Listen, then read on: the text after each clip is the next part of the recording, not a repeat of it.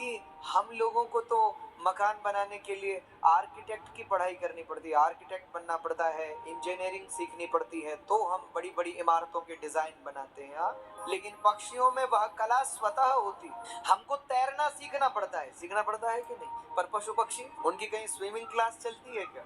जन्म से ही उनको तैरना आता है। बहुत काम जो मनुष्य को सीखने पड़ते हैं और बहुत काम जो उनको सीखने नहीं पड़ते, स्वाभाविक उनके अंदर होते हैं। क्यों?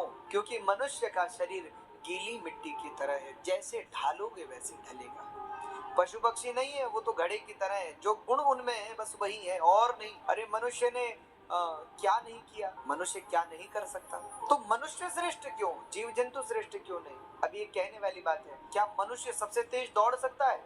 नहीं। चीता को देखा होगा आपने, वो सबसे तेज दौड़ता है। क्या मनुष्य सबसे ज्यादा बलवान है? बोले नहीं, हाथी बहुत बलवान है, शेर बहुत बलवान है। अरे यहाँ हम इतने लोग बैठे हैं, एक शेर आएगा तो कोई दिखेगा यहाँ? शेर बलवान ज्यादा है। क्या हम बहुत लंबे हैं? नहीं, जिराफ हमसे ज्यादा लंबा होता है। क्या हम सबसे ज्यादा छोटे हैं? बोले नहीं, चींटी, चूहा और भी बहुत छोटे छोटे जीव हैं। तो हम न तो आगे हैं न पीछे हैं, तो हम कहाँ? कहीं नहीं। तो मनुष्य श्रेष्ठ क्यों? क्योंकि मनुष्य में एक विशिष्ट गुण है। क्या? आहार निद्रा भय सत्वतित्वम। नीति कह रही है, आहार निद्रा भय सत्वतित्वम सामान्यमेतत् पशुभिर्नराणाम। भोजन हम भी करते हैं, भोजन पशु पक्षी भी करते हैं, सोते हम लोग भी हैं, सोते पशु पक्षी भी हैं, परिवार हमारा भी होता है, परिवार पशु पक्षियों का भी होता है, सब समान है। अंतर क्या है? बोले अंतर केवल इतना है, ज्ञानेन हीना पशुभिः समाना। हम में ज्ञान है, हम में विवेक है, पशु में विवेक नहीं। हम भगवान की कथा सुन सकते हैं, हम भजन कर सकते हैं, हम कीर्तन कर सकते हैं, पशु पक्षी कीर्तन नहीं कर सकते।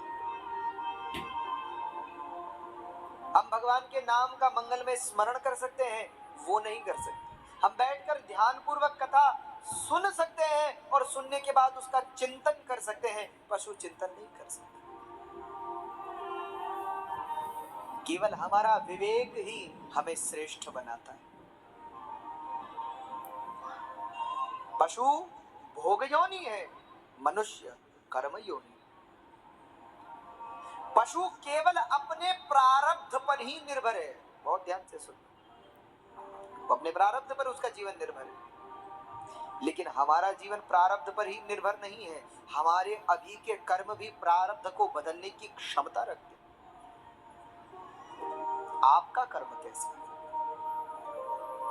हमारे जीवन में जो कुछ सुख है, दुख है, जो कुछ है, उसके दो कारण हैं। एक प्रारब्ध जन्य कर्म, एक क्रियाजन्य कर्म। एक पुराने किए हुए कर्म और एक अभी वर्तमान में जो कर रहे हो वो।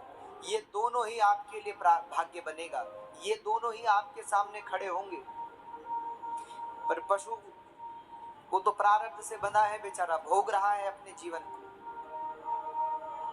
कोई बहुत साधन नहीं है उसके पास, उसने जो कर्म किए मनुष्य शरीर में, जो पाप किए, पशु बनकर उन्हें भोग रहा है। पर मनुष्य ऐसा नहीं है। मनुष्य चाहे पुण्य करे, सदकर्म करे, तो अपने पापों से मुक्त हो सकता है, अपने जीवन को निर्मल कर सकता है। तो राजा परीक्षित की मृत्यु हुई। मृत्यु के उपरांत उनके पुत्र हैं, उनका नाम है महाराज जन्मेजय। जन्मेजय बहुत छोटे हैं, इसलिए भी उनको राजा नहीं बनाया गया। जन्मेजय थोड़ा